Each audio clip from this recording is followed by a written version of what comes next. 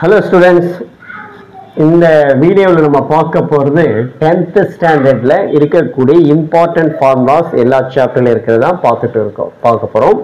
Okay, முதல் chapter second chapter numbers and sequence. அதில் இருக்கக்கூடிய முதல் formula Euclid divisions lemma. Euclid இன் வகுத்தல் துணை தேற்றம். A equal to PQ plus R 0 less than or equal or less than B.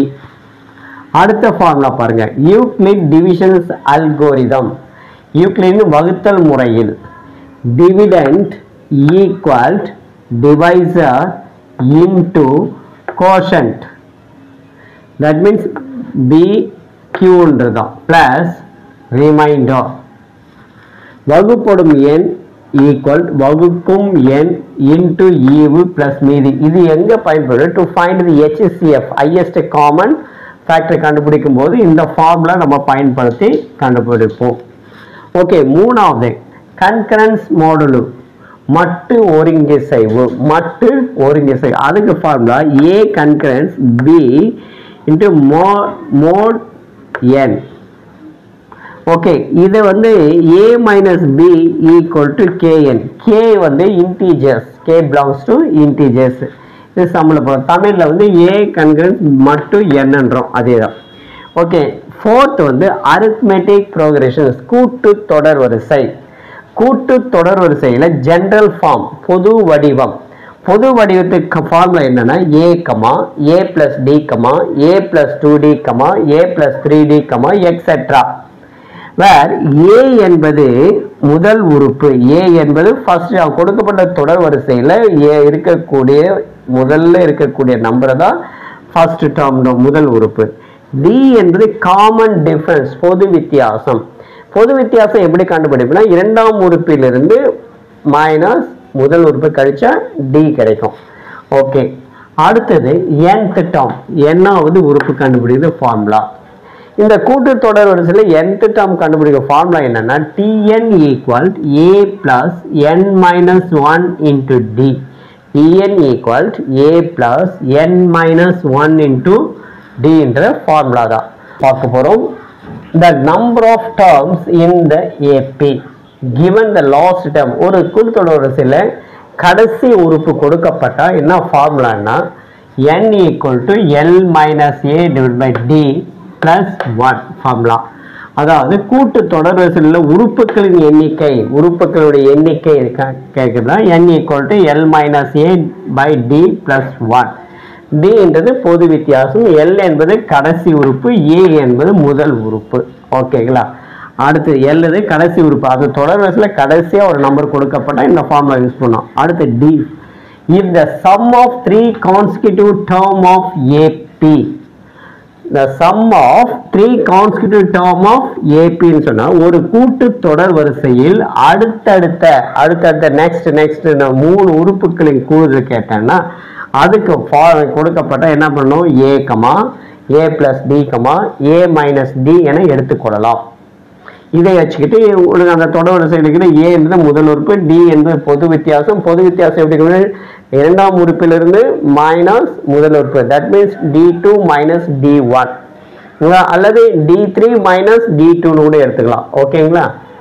Okay, அடுத்து பார்க்க போகிறது E. if the sum of 4 consecutive terms of an AP, அதாவது ஒரு கூட்டு தொடர் வரிசையில் அடுத்தடுத்த 4 உறுப்புகளின் கூடுதல் கொடுக்கப்பட்டா formula A plus D, A minus D, A plus 3D மற்றும் A minus 3Dன்னு சொல்லலாம். ஓகே சார், இப்போ 4 கொடுத்துட்டாங்க. அடுத்து 5 கான்ஸ்டிடியூட்டிவ் டேர்ம் கொடுத்தா என்ன ஃபார்முலானா A plus D, A minus D, A plus 2D மற்றும் A minus 2D. இதை வந்து 10th ஸ்டாண்டர்டில் ப்ரெசண்ட்டாக இருக்கக்கூடிய 10th ஸ்டாண்டர்ட் சமச்சீர் கல்வியில் எக்ஸசைஸ் 2.5 பயிற்சி 2.5 வினா எண் 13வது கணக்குக்கு இந்த இது பயன்படுத்தலாம். ஒரே கணக்கு தான் இருக்கும் அதில். ஓகேங்களா? ஓகே, இப்போ அடுத்த ஃபார்முலா பார்க்கலாம். அடுத்தது நம்ம F என்ற இதை பார்க்கலாம். Sum to n terms of an AP, அதாவது ஒரு கூட்டு தொடர் வரிசையில் முதல் n உறுப்புகளின் கூடுதல் கேட்டானா formula Sn equal to n by 2 2a plus n minus 1 into d. Sn equal to n by 2 2a plus n minus 1 into d. இப்போ n என்பது l minus a divided by d plus 1 நம்ம கண்டுபிடிச்சு அதை எடுத்து இங்கே substitute பண்ணா நமக்கு தெரியும் ஆன்சர். ஓகேங்களா? அடுத்தது g. ஒரு கூட்டுத்தொடரின் முதல் உறுப்பும் ஏவும் கடைசி உறுப்பும் கொடுக்கப்பட்டிருந்தால், that is l கொடுக்கப்பட்ட என்ன formula? if the first term a and the last term l இந்த nth term கண்டுபிடிக்க ஃபார்முலா என்ன? Sn equal to n by 2 a plus l. ஓகேங்களா? a plus l first term and last term. ஓகேங்களா? இதுக்கு தான் formula. இவ்வளோதாங்க. நம்ம வந்து கூட்டு தொடர் வரிசையில் இருக்கக்கூடிய ஃபார்முலாஸ்லாம் நான் இந்த வீடியோவில் உங்களுக்கு அழகாக சொல்லி கொடுத்துருக்குறேன்.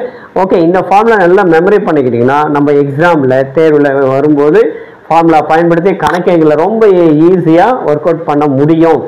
ஃபார்முலா படித்து மெமரி பண்ணல, புரிஞ்சிக்கலன்னா ஒன்றும் பண்ண முடியாது. மோஸ்ட் இம்பார்ட்டன்ட் ஆஃப் ஃபார்முலா முக்கியம். அதிகமாக ஃபார்முலா முக்கியமானது. ஓகே, இந்த வீடியோ எல்லாத்தையும் நல்லா தெளிவாக இருக்கக்கூடிய ஃபார்முலா சொல்லி கொடுத்தேன். அடுத்த வீடியோவில் பெருக்கு தொடர் வரிசையை பார்க்கலாம்.